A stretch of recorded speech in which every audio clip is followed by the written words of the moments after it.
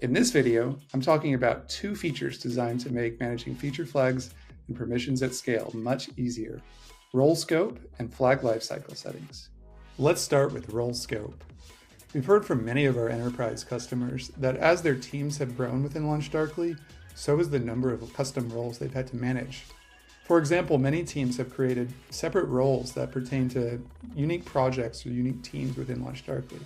For example, this developer Android app role grants a set of permissions for developers on a specific project.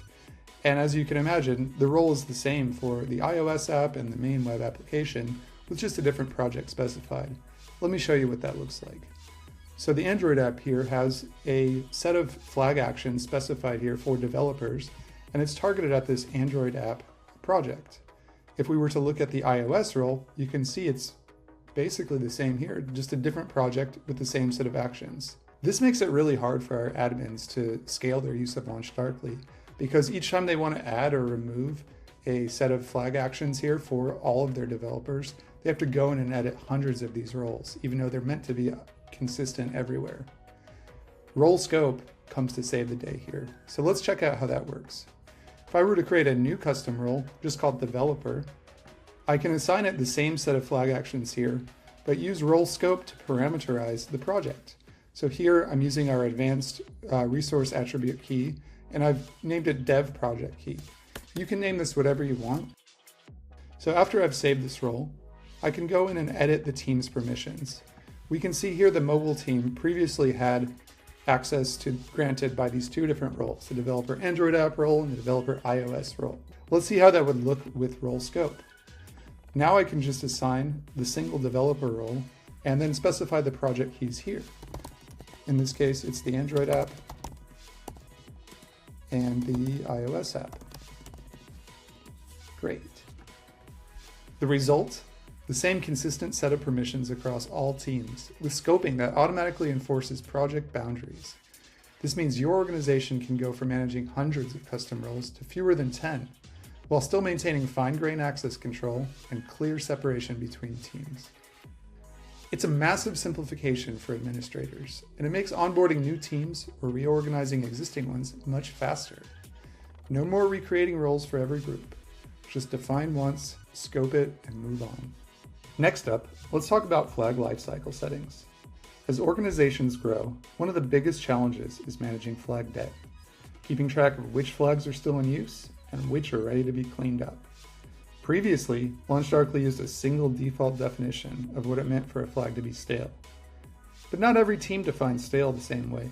For some, it's 30 days of activity. For others, it might be 90 days or tied to a particular environment. This is where flag lifecycle settings comes in handy. Let's take a look at the new flag lifecycles configuration form. This allows teams to customize the minimum flag age, the number of days since the last evaluation, and a few other settings that might be relevant to them.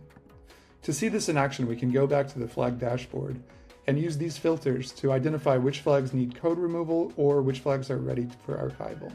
Let's take a look at some of the flags that are ready to be archived.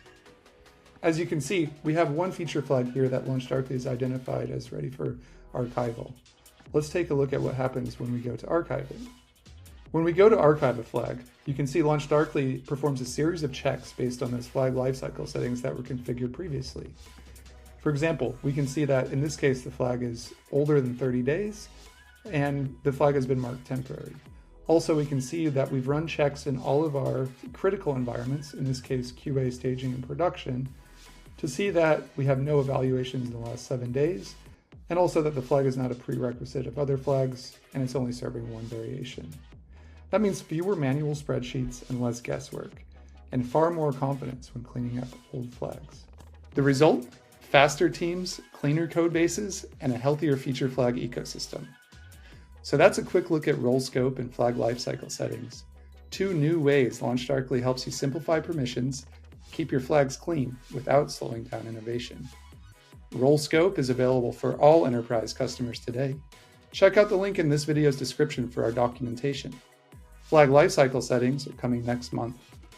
Thanks for watching, and stay tuned for our next product update, where we'll keep showing you how LaunchDarkly helps teams move fast and rest easy.